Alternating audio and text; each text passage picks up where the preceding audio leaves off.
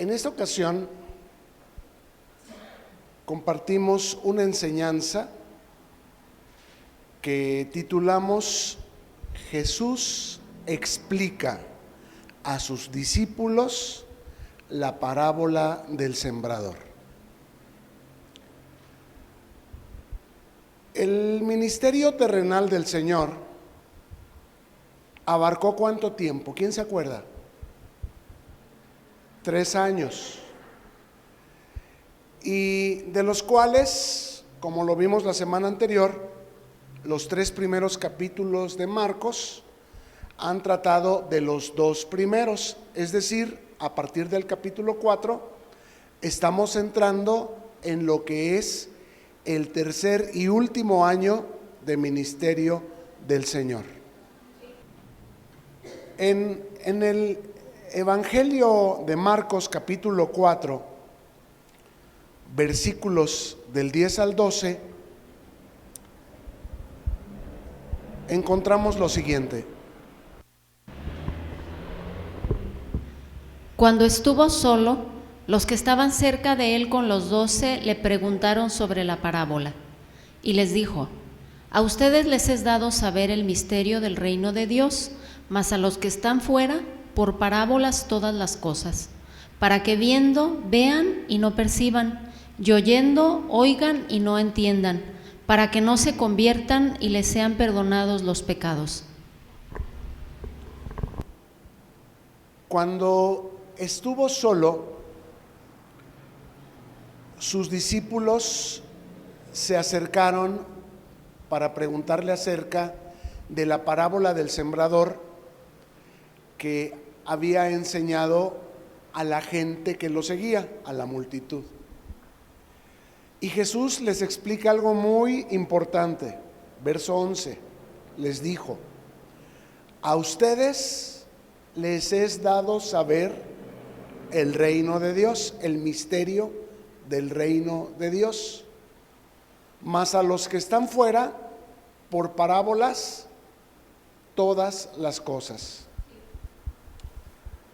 A ustedes, dijo Jesús, les es dado saber el misterio del reino de Dios, mas a los que están fuera les hablaré por parábolas, para que vean y no perciban, oigan y no entiendan, para que no se conviertan y no sean perdonados de sus pecados. Notemos la distinción que Jesús hace entre los que estamos dentro, es decir, a los que lo vimos en Apocalipsis, se nos llama la ciudad santa, y los que están fuera, a los que en Apocalipsis se les llama el patio. Jesús hace una distinción cuya diferencia es que a los que estamos dentro, a nosotros, nos es dado saber el don o el misterio del reino de Dios. Es decir, que la misma parábola, la misma palabra es dada a unos y a otros, a los que están junto al camino, a los que son pedregales, a los que están entre espinos y a los que son buena tierra, tierra fértil. Pero el efecto en unos es diferente al efecto en otros. Y tú le puedes decir a alguien que vea el video, que lea el boletín, que venga a la iglesia, y a lo mejor le convenzas y lo haga, pero no le va a aprovechar igual a él que a este otro o que a aquel. Y la reacción define si esas personas están en el patio, oyen, ven, pero no se involucran, o están en la casa de Dios, dentro de lo que es la ciudad santa, y entienden los misterios del reino. Aquí hay algo que es muy importante enfatizar. Hablamos sabiduría en misterio. La palabra de Dios solamente la entendemos como un código aquellos que por la gracia de Dios tenemos el Espíritu de Dios que nos da el don de la fe. Y si hablamos esta misma palabra con alguien que no maneja este código, que es espiritual, que es un don de Dios dado por gracia, que tiene misericordia de quien Él quiere, por más que nos esforcemos o incluso que esa persona por su necesidad se esfuerce, no va a poder entender y no va a poder permanecer. Les explico. Hay muchos cristianos que los traemos, o hay muchas personas que las traemos a la iglesia y hacen la oración de fe, se bautizan, pero después de un tiempo se aburren, el mundo los llama y se vuelven atrás. Mientras la vida les estaba haciendo manita de puerco, si los hubieras llevado con la bruja Maruja en Catemaco, o si los hubieras llevado a los Himalaya a que el Lima Lama orara por ellos, ellos hubieran hecho lo que fuera con tal de que alguien los ayudara con su problema.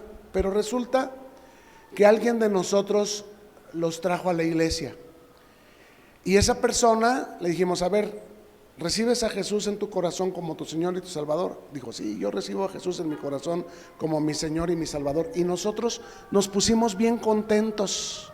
Le dijimos: bueno, ahí a la salida hay un cuadernito en donde nos vas a dar tus datos, por favor, porque ahora ya eres discípulo de Jesucristo. Tú ya viniste a la iglesia y ahora uno de nuestros hermanos, un maestro, un líder, te va a buscar para que te instruya mejor en el camino del Señor. Y como está con su problema, él dice: sí, hagan lo que sean, pero que Dios me ayude. Y si se resuelve su problema, se va. Y si no se resuelve su problema, también se va. ¿Por qué? Porque no le gustó el don de la fe de parte de Dios. Dios tiene misericordia de quien Él quiere. Y por mucho que le estemos diciendo a alguien que ore, si no es de Dios y si Dios no lo pone en su corazón, no va a orar. Caso contrario, como a Daniel, que oraba 3 veces al día con sus puertas y ventanas abiertas.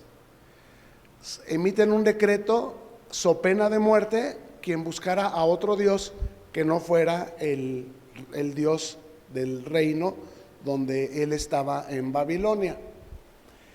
Y los chismosos lo ven que él sigue haciendo sus oraciones a mañana, tarde y noche, y lo acusan, y a Daniel lo echan al foso de los leones. Y ustedes saben la historia, los leones no se lo tragaron porque Dios lo guardó. El asunto es que cuando es de Dios, no va a haber poder humano ni coerción alguna que te impida congregarte, leer tu Biblia, entender la Biblia y hacer oración.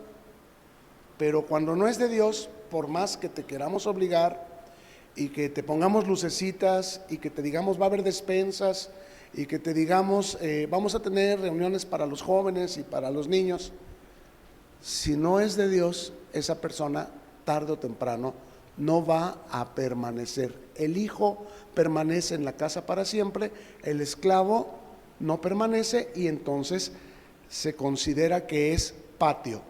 Creo que hasta aquí nos vamos entendiendo. A continuación, en la carta de Pablo a los Corintios, en la primera, en el capítulo 2, versos 10 y 11, encontramos lo siguiente: pero Dios nos las reveló a nosotros por el Espíritu, porque el Espíritu todo lo escudriña, aún lo profundo de Dios.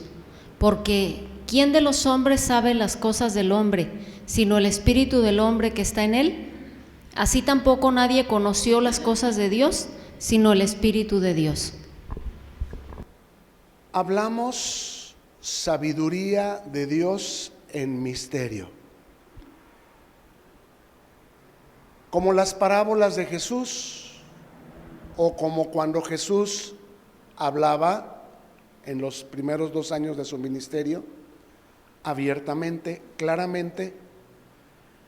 Cuando no tienen el don de la fe, lo que hablamos los deja así de, ¿what? ¿Qué me estás diciendo? I don't understand you. No te entiendo ni jota.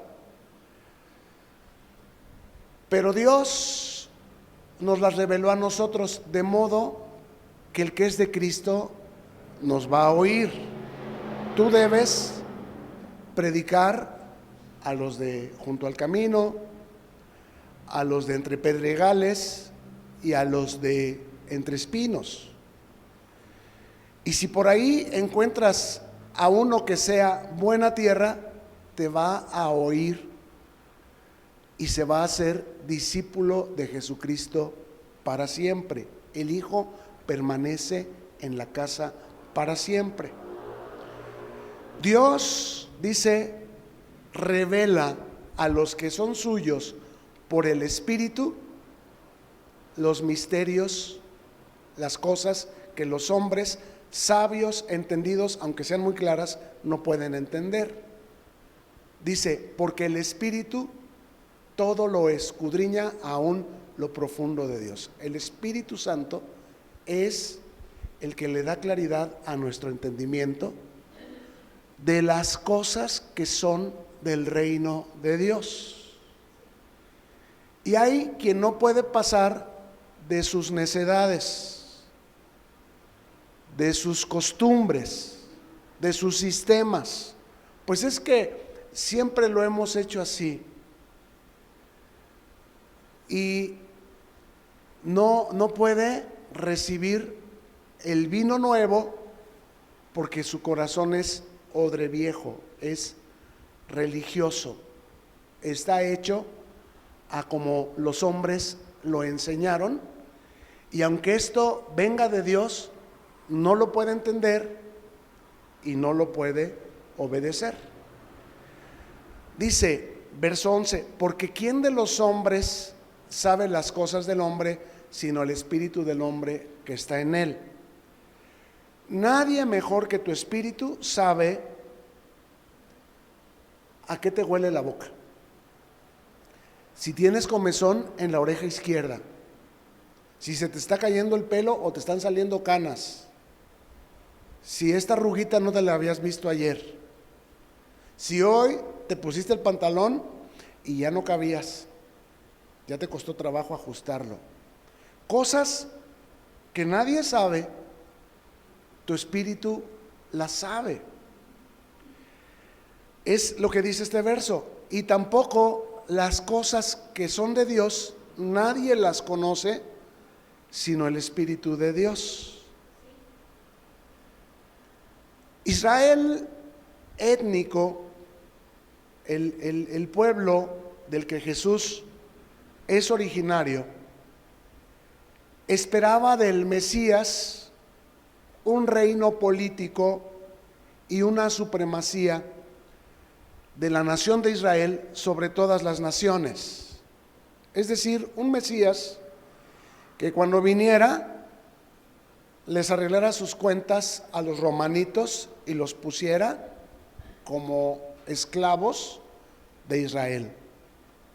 Y ellos se sentían con este privilegio y este derecho solo por ser descendientes de Abraham. Es decir, ellos se movían en un orgullo étnico, y menospreciaban a las demás naciones llamándolos gentiles, que era una manera disfrazada de llamarlos cerdos o llamarlos perros, de manera peyorativa y discriminativa. Pero cuando viene el Mesías, lo que Él instituye es el reino de Dios, no el reino de Israel.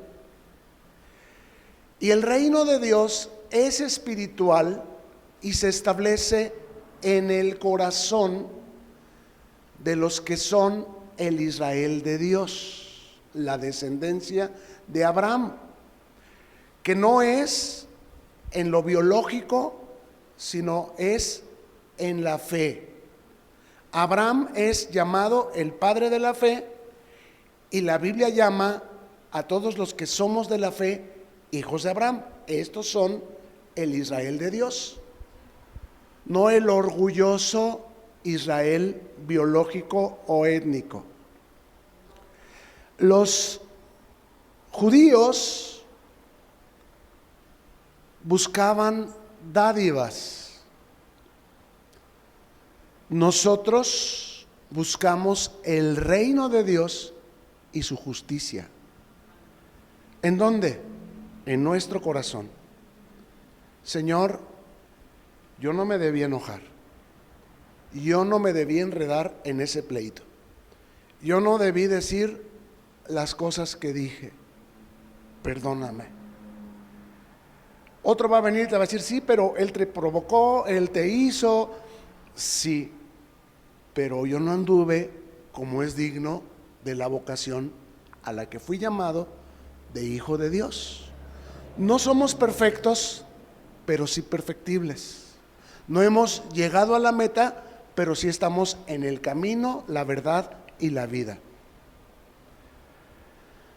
Entonces, cuando nosotros como hijos de Dios somos imitadores de nuestro Padre, como un niño lo es de su padre o una niña lo es de su madre, en el solo camino hay placer, hay gozo, hay victoria, hay satisfacción. Es decir, me siento muy feliz cuando no me enredé en un pleito, cuando el Espíritu me tapó la boca y no pude contestar. Como dice, la blanda respuesta aplaca la ira. Entonces me siento muy contento cuando por el Espíritu pude obedecer la palabra de Dios. Y si por alguna razón no la pude obedecer y me siento compungido, eso es evidencia de que estoy en el camino. Si no sintiera compungimiento, si no me sintiera con arrepentimiento, porque yo también contesté, porque yo también hice, yo a lo mejor estaría en el patio. Porque Dios al hijo que ama disciplina y azota al que recibe por hijo y nos hace sentir muy culpables. El Espíritu nos redarguye y nos perfecciona, de modo que seamos más como Cristo, pero no solamente porque lo leímos o porque nos lo enseñaron en la iglesia o en nuestra reunión familiar o en nuestra reunión de familias, sino que el Espíritu lo puso en nuestro corazón.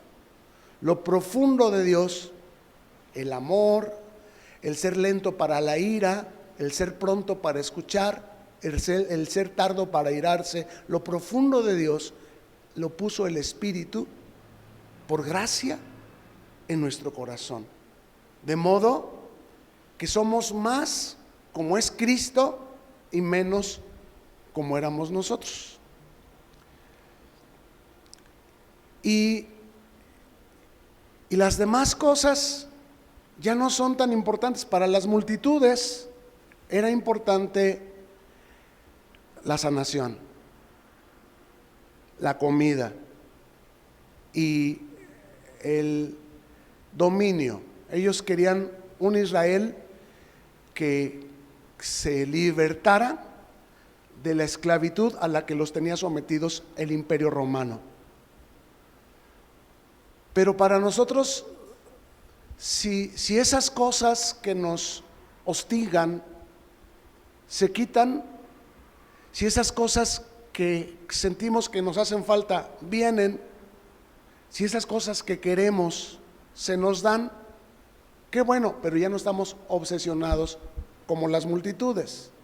Nosotros estamos trabajando en servir, en buscar el reino de Dios y su justicia. Y las demás cosas nos vendrán, si Dios quiere, por añadidura. Y si no tengo ese coche, si no tengo esa casa, si no tengo ese ascenso, no me amargo, porque yo sé que ninguna autoridad tendría a mi jefe para haber elegido a esa otra persona antes que a mí, si no le hubiera sido dada por el Señor.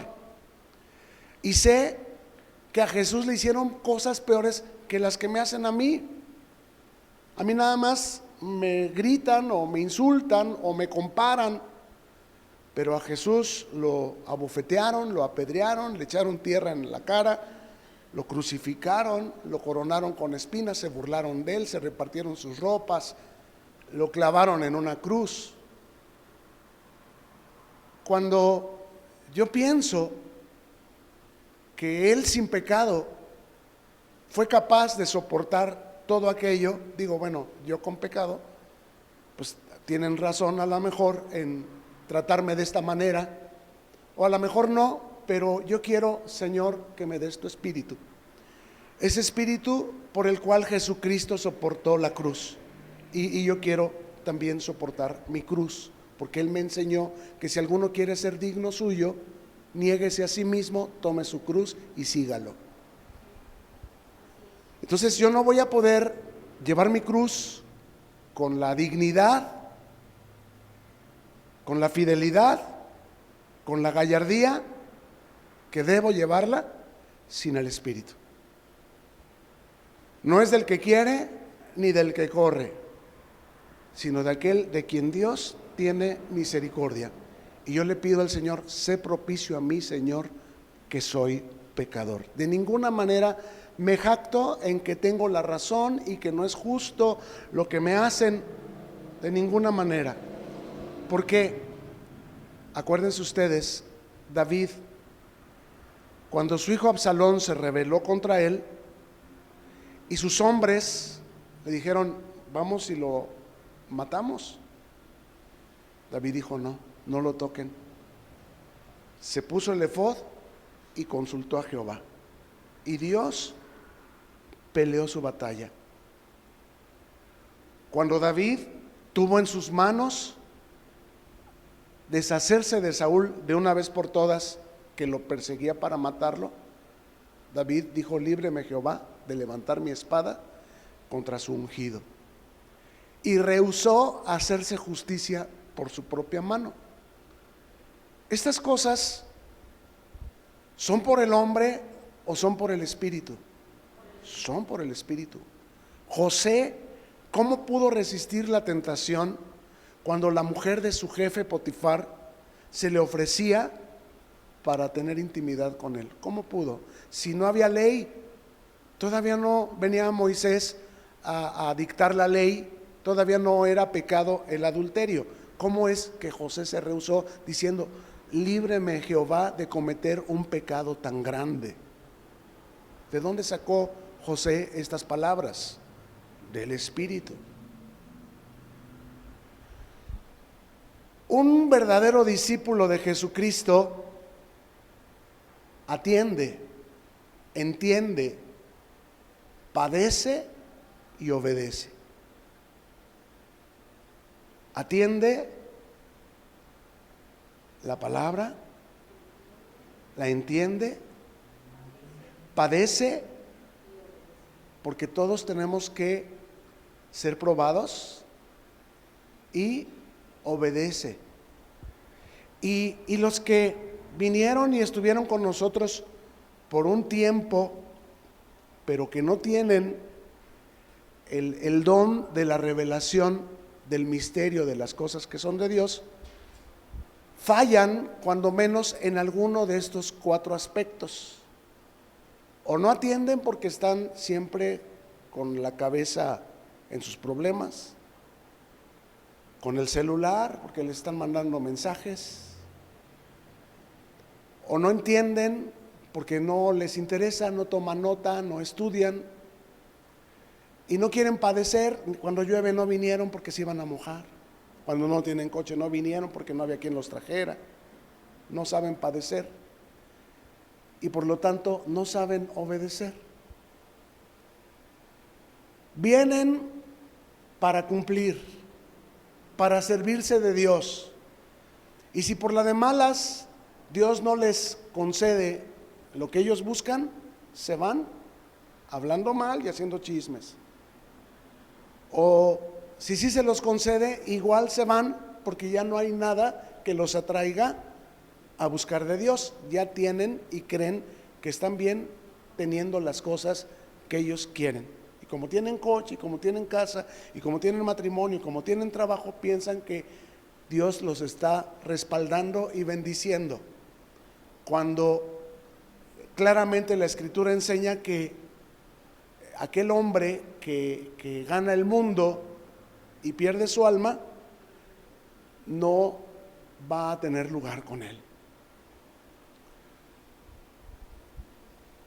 Están fuera y terminan por sumarse a los que oyan la ciudad santa. ¿Quién es la ciudad santa, dijimos? Los creyentes.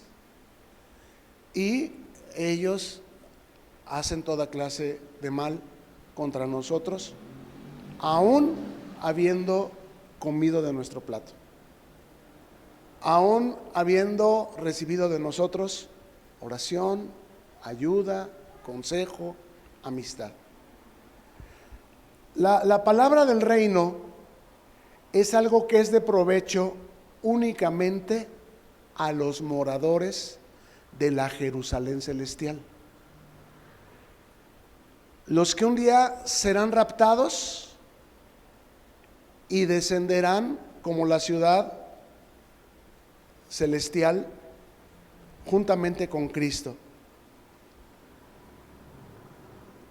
La palabra del reino se predica por igual a todas las naciones y todos pueden degustar de señales y prodigios, porque Dios es fiel, y pueden involucrarse en algún servicio o en algún ministerio, pero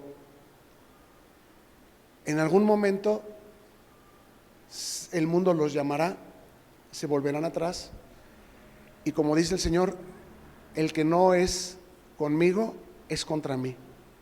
El que no recoge, desparrama. Terminarán siendo enemigos de nosotros sin razón. Con nadie hemos visto más groserías que con los que estuvieron con nosotros y se fueron. Ahora nos ven y no nos hablan. Esconden de nosotros el rostro. Y dices, ¿pero por qué? Si son cristianos, si se fueron a buscar de Dios y encontraron a Dios, pues ¿por qué nos rechazan? ¿Por qué se portan así con nosotros? Pues tengo mis dudas si realmente se fueron a buscar de Dios o se fueron buscando, como las multitudes, su propio reino, sus propios beneficios, allá que les profeticen mentiras, lisonjas, agorerías y que les hagan milagros con poder mentiroso. Porque por sus frutos se conoce el árbol, y el que aborrece a su hermano no está en luz, está en tinieblas. Yo solamente hablo lo que la Biblia dice, para que ustedes sepan y disciernan conforme a la Escritura el proceder y realmente la condición espiritual, la posición en la que esa persona está. El que acusa, pues no está recogiendo, está desparramando. Y otra cosa muy interesante o muy importante de señalar es que las multitudes no son prioridad para Jesús, sino las vidas transformadas. No porque se trate de una iglesia que tiene mucha gente y mucha emoción y muchos milagros y muchas profecías, es realmente de Dios. Solo las vidas transformadas es la evidencia de que esa persona se encontró con Jesucristo. De ahí en fuera pueden estarse encontrando con un falso profeta, con un milagrero, con alguien que les habla, como está escrito, las cosas que ellos quieren oír, y ellos son precisamente los que dice la Biblia, se amontonan alrededor de esta clase de maestros. Por sus frutos, ¿qué dice? Se conoce el árbol. Entonces, no te dejes engañar por la apariencia. El Señor Jesús su prioridad no era multitudes. Él dedicó todo su tiempo a una sola mujer y transformó su vida. Esto es lo que el Señor quiere, que tu vida sea transformada de una mediocridad a una excelencia como hijo de Dios. Y lo único que puede transformar una vida es que esa persona tenga oídos para oír y que oiga la palabra del reino para que se arrepienta. ¿El reino de quién? ¿Del hombre? Dame lo que yo te pido, dame lo que yo quiero, dame lo que yo necesito. O la palabra del reino de quién? De Dios. Ve a donde yo quiero que vayas, di las cosas que yo quiero que digas, haz las cosas que yo quiero que hagas, dice el Señor. El evangelio es poder de Dios que salva a los que creen. Pero oiga lo que voy a decir, pero que endurece aún más a los que no creen. La palabra de Dios es medio de gracia para sus hijos y es juicio para los que no son sus hijos, y los va a endurecer y a alejar más. No te sorprendas, ni de los que te encuentres y se la viven quejándose y acusando y hablando mal de una o de otra manera, y que ahora están en la iglesia verdadera porque hay muchos milagros, porque hay mucha gente, porque hay mucha emoción. Ahora tú puedes discernir. Si esa vida no está transformada, esa persona no está en el reino, está en el patio. Y si esa persona no ha recibido el don de que les ha revelado el misterio de Dios, se va a endurecer aún más de lo que la puedes ver. Los hijos de Dios recibimos de Dios el don, fíjate de lo que voy a decir, de señorear con ternura la creación. Te presenta la vida un problema, un desafío, una encrucijada, y tú administras con ternura tus palabras, tus actitudes, tu tono, tu reacción, en tanto que los otros no se pueden controlar, son impíos y pisotean la santa ciudad. Ahora tú ya puedes entender por qué se ensañan tanto contra nosotros. Nosotros decimos, pero ¿por qué? Si no les hice nada, o no son las cosas como esta persona me está diciendo. ¿Por qué me ofende tanto? ¿Por qué me agrede tan violentamente si yo no estoy faltándole al respeto ni estoy provocando una situación para que esta persona actúe de esa manera? Bueno, dijo el Señor, el mundo los aborrecerá porque me aborrecieron a mí primero. Y quiero preguntarte, ¿en dónde pusieron a Jesús con su aborrecimiento? En una cruz. ¿Y qué están haciendo ahora contra nosotros? Están pisoteando la santa ciudad. ¿Durante cuánto tiempo? Todo el tiempo que la iglesia tengamos que estar aquí, seremos pisoteados por los gentiles. En Romanos capítulo 1, verso 16, dice la Escritura lo siguiente: Porque no me avergüenzo del Evangelio, porque es poder de Dios para salvación a todo aquel que cree, al judío primeramente y también al griego. ¿El Evangelio qué es? Poder de Dios para salvación. No es poder de Dios para una mejor casa, no es poder de Dios para un mejor coche, no es poder de Dios para que un hijo deje las drogas, porque mucha gente viene buscando la liberación de los suyos. El Evangelio es poder de Dios para servir, para vivir piadosamente, para padecer y aún así seguir creyendo y dando a conocer su Evangelio. ¿Me expliqué? Poder no solo es hacer milagros, cualquiera los hace, la bruja maruja, o alimentar a una multitud, hasta el DIF reparte despensas. Vayan a un meeting de Claudia y les dan su Boeing y 500 pesos, su torta, su Boeing y 500 pesos.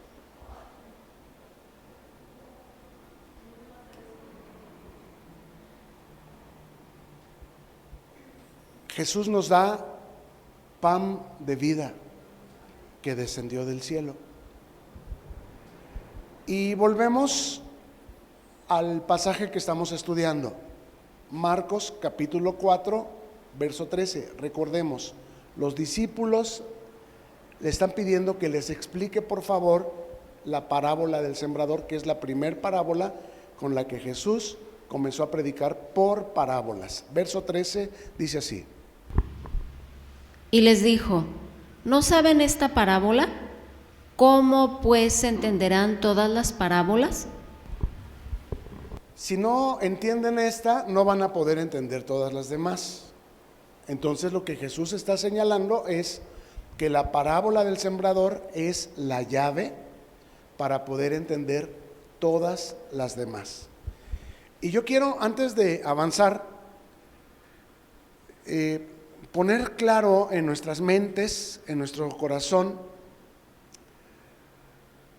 que tenemos la responsabilidad, la tarea encomendada por el Señor de predicar el Evangelio del reino de Dios a toda criatura, sin discriminar, rechazando a las personas porque creemos que no van a aceptar, que se van a enojar. Tú debes gobernar con ternura todos los asuntos que se pongan delante de ti, porque juntamente con Cristo reinamos sobre la tierra. Jesús inauguró su reino el día que Dios lo ungió, y a partir de entonces comenzó a libertar a los cautivos por medio de la fe en su sangre. Y ahora Él es Rey de Reyes, somos servidores a su imperio, y nosotros reinamos o señoreamos en su nombre sobre la tierra, pero muy lejos a lo que entendíamos por reinar o señorear. No es para mejor casa, no es para mejor coche, no es para liberación de nuestro hijo adicto. Digo, si Dios quiere, esas cosas vendrán, pero es para servir, a pesar que alguna de esas cosas no viniera. ¿Y de qué manera lo vamos a servir? Una vida santa, padeciendo y predicando, ¿verdad? Y dice Jesús, ya explicando en el verso 14 esta parábola, dice así: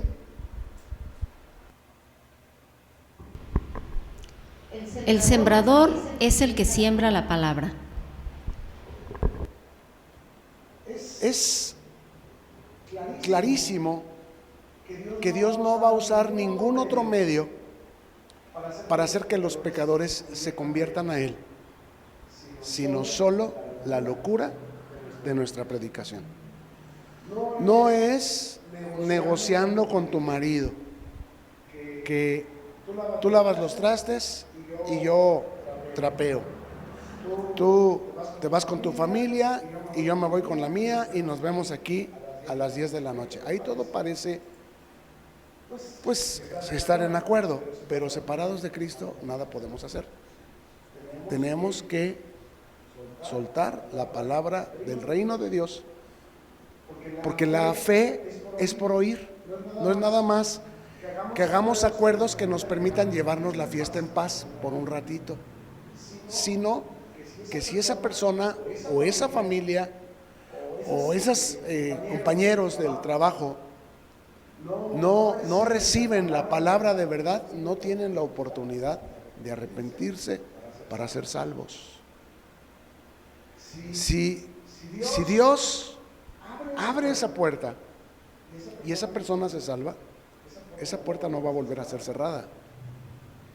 Y si Dios cierra esa puerta y esa persona no se salva, esa persona no se va a poder salvar nunca y va a entrar en una debacle. ¿Por qué? Porque Dios manda a todos los hombres que se arrepientan, pero nuestra función principal es entender que cuando Dios dijo, hagamos al hombre a nuestra imagen y señoree, se está refiriendo a que todos los asuntos que tengamos que enfrentar, los enfrentemos con la sabiduría que da Dios en misterio. Y dice a continuación el verso 15.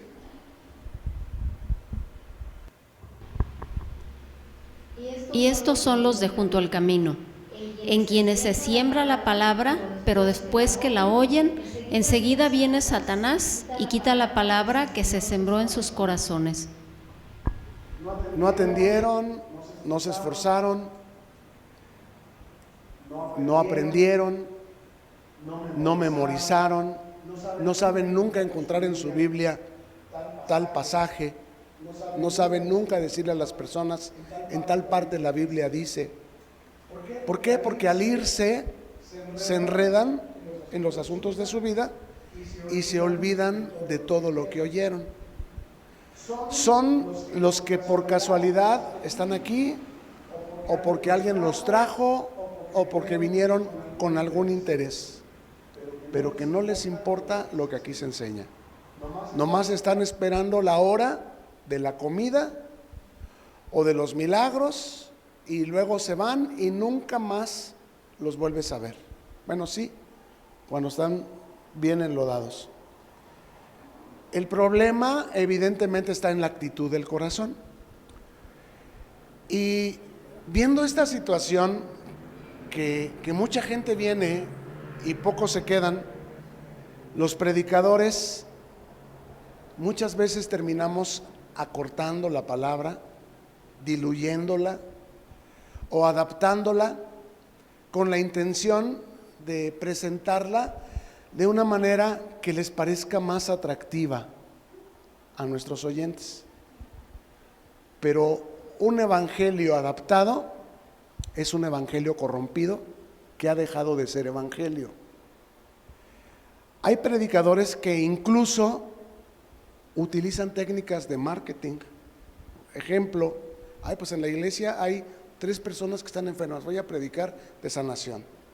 En la iglesia hay 4 personas que no tienen empleo, voy a predicar de provisión de Dios. Y la lección que aprendemos de Jesús es que el sembrador de la parábola, aunque la tierra estuviera dura, pedregosa o espinosa, de igual modo vertió buena semilla en todos los tipos de tierra. ¿Me explico? Y si yo voy a comenzar a predicar por vistas, entonces vamos a terminar en la carne. Yo tengo que predicar lo que el Señor quiera que la iglesia escuche, atienda, aprenda y obedezca. Y aunque yo vea que no tomas nota, que no repasas, que no creces, yo tengo que seguir predicando la palabra. Y aunque yo vea que no viene nadie, que los que vinieron ya no vuelven a venir, yo tengo que seguir predicando la palabra. ¿Por qué?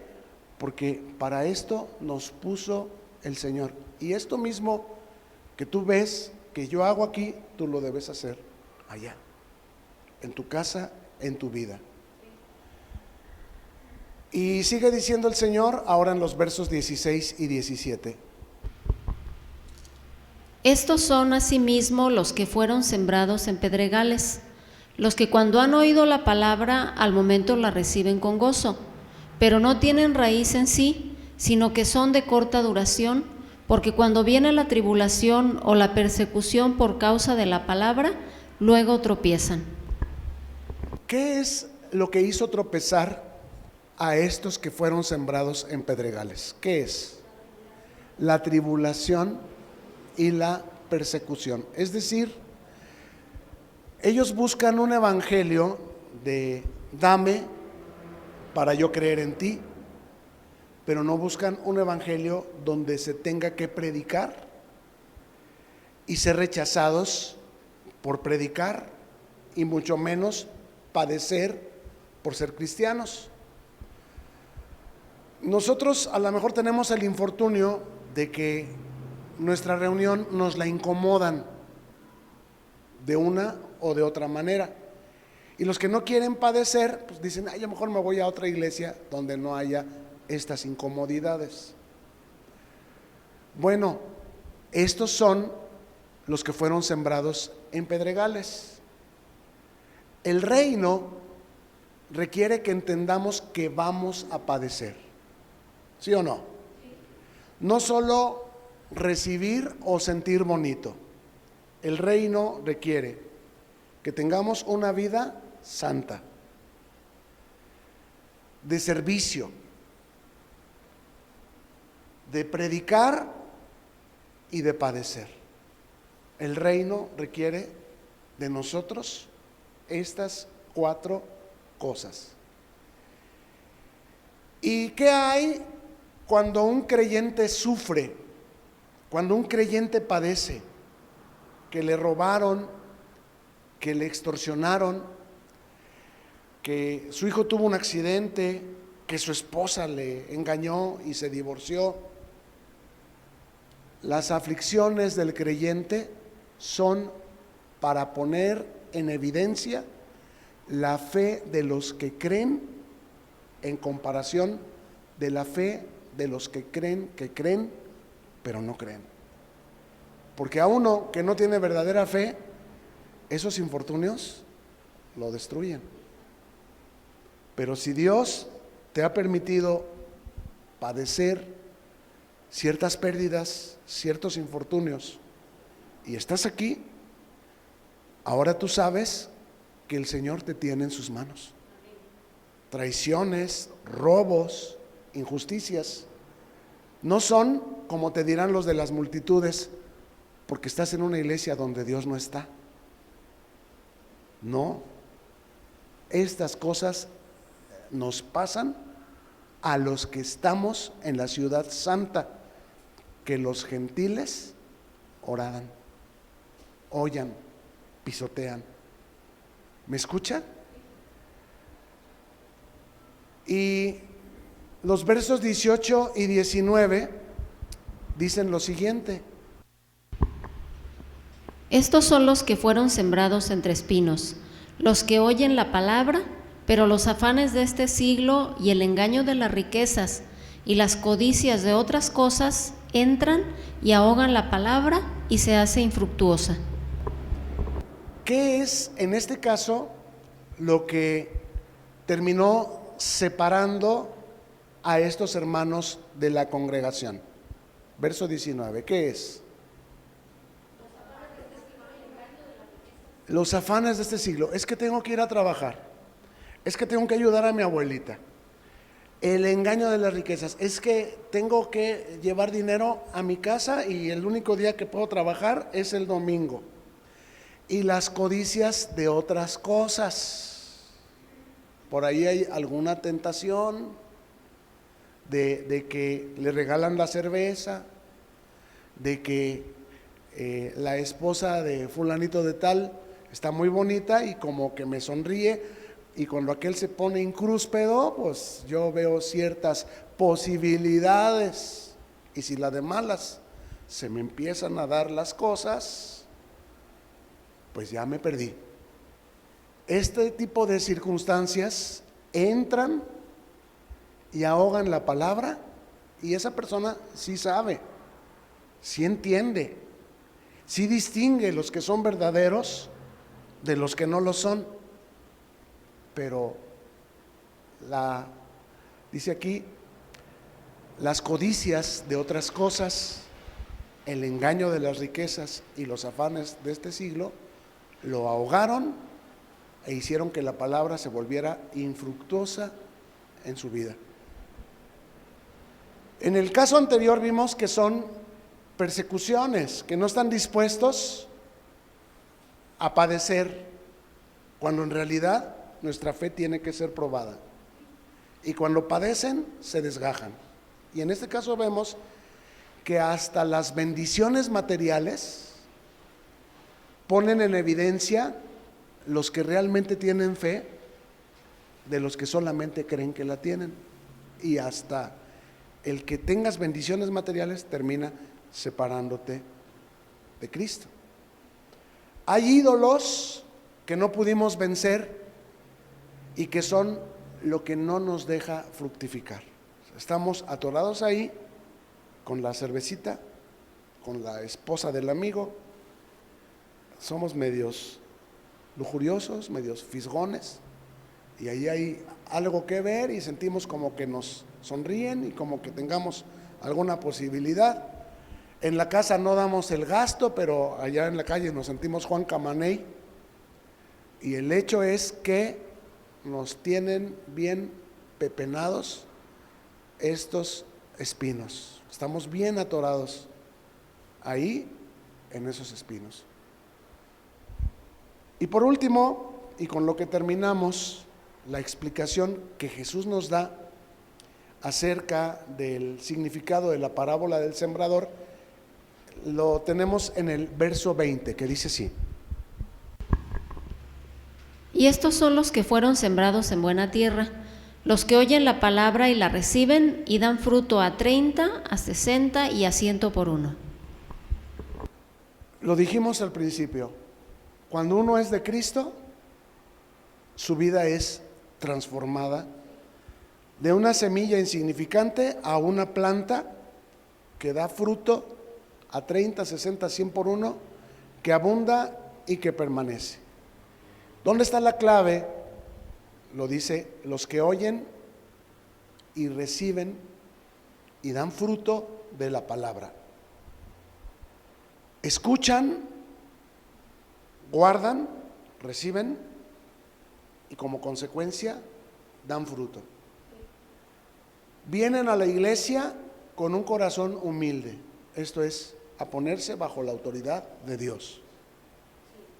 Y reconocen la gran necesidad que tienen de la gracia de Dios. Sé propicio a mí, que soy pecador. Lo dijimos al principio. Cuando una persona no tiene remordimientos, cuando una persona no se siente mal consigo misma por las majaderías, por la violencia, por las malas andadas, entonces esa persona no tiene el redarguir del Espíritu, tiene un corazón duro. Pero los que dan fruto reconocen que se equivocaron al reaccionar de esta o de otra manera y vienen a pedirle a Dios gracia.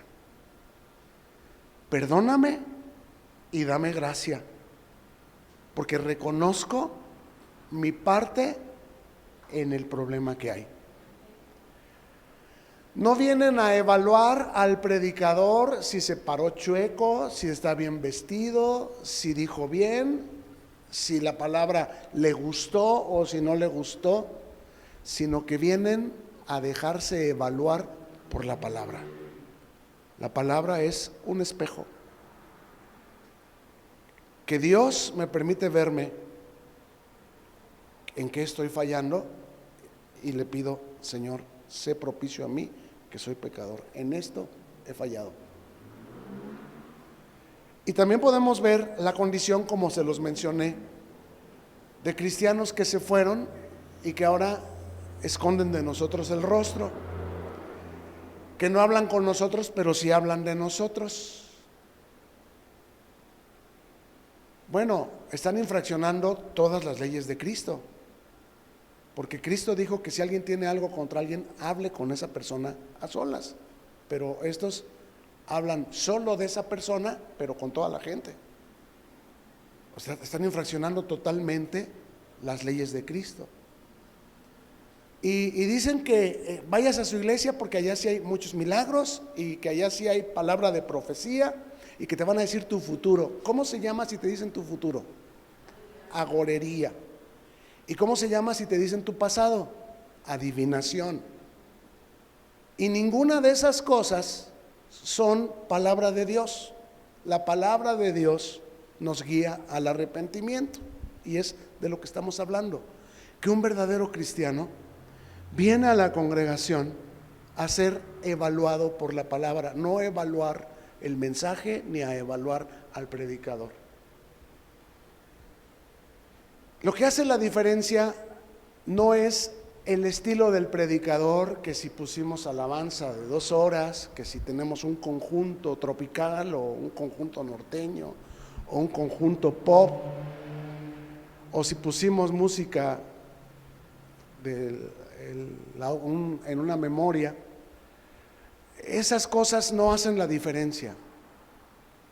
Lo que hace la diferencia es el terreno en el que la palabra cae.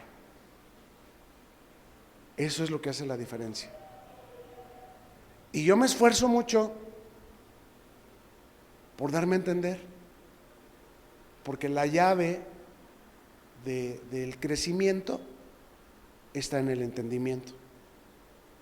Me esfuerzo mucho en que me atiendan, para que me entiendan, y entonces ya la decisión es de ustedes si le añaden a su fe virtud, si oran, si repasan, si aunque sea ven los videos, les ponen rewind y allá tomen sus notas más despacito, le ponen pausa y van anotando. Eso les va a servir.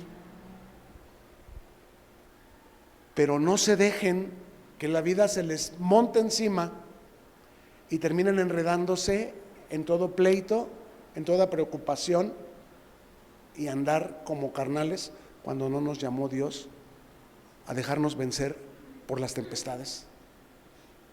Cuando una tempestad amenazó con hundir el barco en el que Jesús con sus discípulos iban, el Señor se levantó y reprendió al viento y a la tempestad. Tú tienes autoridad, pero la autoridad viene de la mano con responsabilidad, y el Señor sabe los que son suyos. Pasa tiempo con el Señor para que Él te conozca. Yo cumplo mi parte, me hago atender, me hago entender. Ahora te toca a ti añadir a tu fe virtud, a la virtud conocimiento, que dejes de sentirte aludido cuando decimos: hay cristianos que no saben encontrar en la Biblia el pasaje que estamos tratando. A ver, busquen en su Biblia Habacuc. Si jamás la agarras, nunca la vas a conocer, y siempre te vas a dar por aludido, pero te entra por aquí, te sale por allá, y no estoy bajo la ley. La letra mata, y te estás tomando pretextos para tu mediocridad, y por sus frutos se conoce el árbol. Yo no quiero que cuando tú te encuentres a alguien de los que se fueron, le escondas la cara. Yo quiero que lo saludes y que le muestres que Dios de verdad está en ti, y que compruebes lo que te estoy diciendo. No tienen más que acusación y puras falsas doctrinas de milagros y profecías falsos y mentirosos. Que te des tu cuenta, no que me creas a mí, que le creas a Dios, porque el que nos salva y nos sostiene a todos es el Señor. Vamos a ponernos sobre nuestros pies.